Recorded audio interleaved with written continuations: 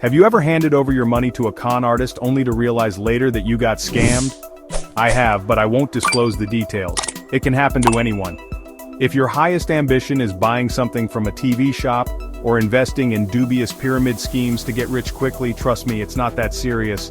Yeah, somewhere out there some people were duped into buying a whole country. Let me introduce you to this dapper young man, Gregor McGregor. Unlike his namesake, he didn't gain notoriety through sports. He had to be a bit creative. Greor hailed from the renowned Scottish clan of McGregors. Before Greor's time, there were two major claims to fame for this clan. First, they were said to be among the first to play the bagpipes.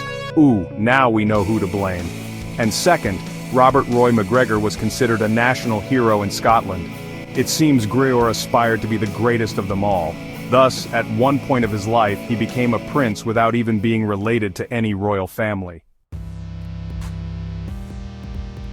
Little is known about Gregor's childhood, but it likely wasn't too bad.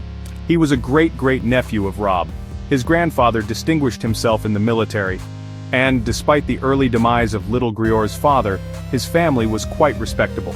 His mother had connections and he even attended the University of Edinburgh.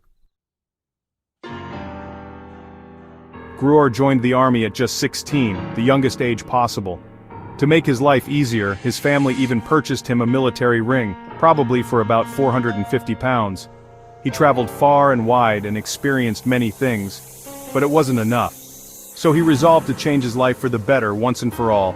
Sounds just like the promises scammers make on the internet these days. There's also an important detail. Around 1804, McGregor was introduced to Maria Bowater, the daughter of a Royal Navy admiral. Maria came with a significant dowry and apart from her father had connections to two generals and even a member of parliament. Ooh, that's a match. McGregor formally retired from British service on May 24, 1810, receiving back the £350 he had paid for his ranks of ensign and captain, and returned to Britain. Upon his return, he and his wife moved into a house rented by his mother in Edinburgh. Not only did he live off his wife's money, but he also didn't hesitate to dip into his mother's cash either. In Edinburgh, he took on the title of colonel, flaunted a badge from a Portuguese knighthood order, and toured the city in an extravagant, brightly colored carriage. After failing to gain high social status in Edinburgh, McGregor relocated to London in 1811, and began styling himself as Sir Gregor McGregor Bart, falsely claiming to have succeeded to the chieftainship of the McGregor clan. He also hinted at familial ties with various dukes, earls and barons, but these claims bore little resemblance to reality. In December 1811, Maria McGregor suddenly passed away. In an instant, McGregor lost his main source of income and the support of the influential Bowater family. While most people would have been consumed with grief, Gregor had other pressing concerns. He got cut off, he lacked public recognition, and his main financial support had vanished.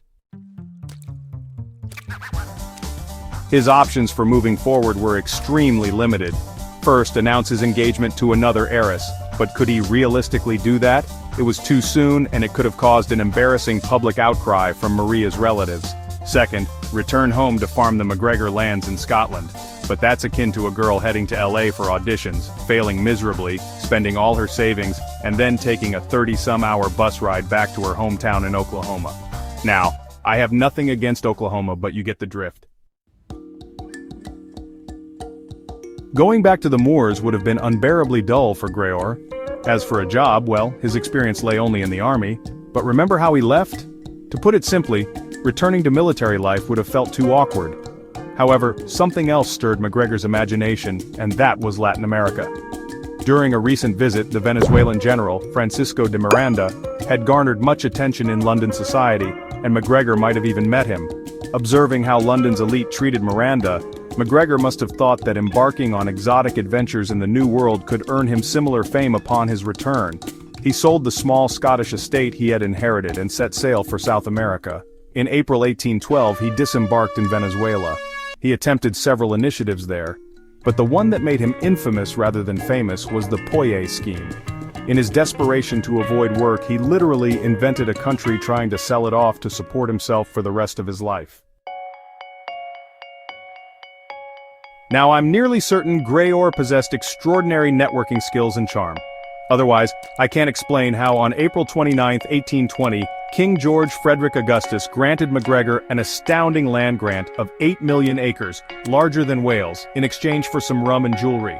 This land was located somewhere on the territory of present-day Honduras. It had little to offer in terms of agriculture or livestock sustenance, but it was visually appealing. McGregor named this territory Poyais after the local Puya people. By mid-1821, he had returned to London claiming to be the Kazakh or Prince of Poyais, despite having essentially fabricated both the title and the land. Now here's where his earlier misfortunes turned into fortunes. At 23, when he attempted to break into London's high society, no one really took notice of it. Consequently, they were unaware of his actual history, allowing him the freedom to fabricate whatever narrative pleased him. So, while London society remained blissfully ignorant of McGregor's dubious past, his charisma and tales about Poyais caught their fancy. Plus, how could they verify anything without Google or a telephone? Greor even brought along a captivating princess of Poyais named Josefa, further enhancing his allure. He claimed to be seeking investment and settlers for Poyais, promoting it as a land of opportunity. He published a guide for prospective settlers filled with exaggerated descriptions of Poyais, including talk of a bustling capital and abundant resources. Though mostly fabricated, the carefully crafted document managed to convince many. With land allotments flying off the shelves, McGregor's aggressive marketing attracted a significant number of Scots who were promised excellent living conditions. He orchestrated immigration initiatives, dispatching several ships to Poyais. However, upon their arrival, the immigrants encountered a very different reality. Their promised thriving society was non-existent. Instead, they found only swampland and hardships. Health conditions quickly spread through the group, resulting in despair and even fatalities. The settlers had to face the harsh truth. There was no Kazakh, no Puy, and they were, in fact, illegally residing on the territory claimed by the king. Luckily, some were eventually rescued. In total, of the approximately 250 who set sail for Puy, at least 180 lost their lives in the attempt, marking one of history's most audacious confidence schemes. And what became of the self-proclaimed prince? Well, when belief in Puy waned in Britain, he attempted to peddle it in France with little success. Later, McGregor moved his family back to London after the initial outcry surrounding the return of the Poyais survivors had settled down. Some investors still supported a 300,000 POS loan from Thomas Jenkins and Company, misled by claims that previous defaults were due to an agent's mishandling. Shortly after this, McGregor was arrested but released without charges. He then launched a simpler Poyais scheme, calling himself the Kazakh of the Republic of Puy, and established a new office that made no diplomatic claims. In mid-1827, an anonymous warning started circulating in London, alerting investors to a potential scam. Although many investors recognized they were being deceived, few questioned the legitimacy of Po itself. McGregor's later attempts to sell land certificates for Poy met with failure, particularly after King Robert Charles Frederick issued competing certificates. As investors clamored for overdue interest, McGregor could only offer more certificates in response, like in a Ponzi scheme. By 1834, he had returned to Edinburgh, where he tried to redeem some securities with new land certificates. His last recorded attempt to sell land certificates occurred in 1837.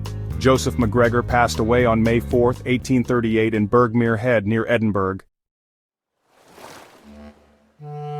Soon after, McGregor departed for Venezuela, where he established himself in Caracas. In October 1838, he sought to obtain citizenship and regain his previous rank in the Venezuelan army, including requests for back pay and a pension. But his life was never royal. That's it for today. So hey, if you pacified your curiosity, then give the video a like and share it with your friends. Or if you want more, just click on these videos and stay on the secret.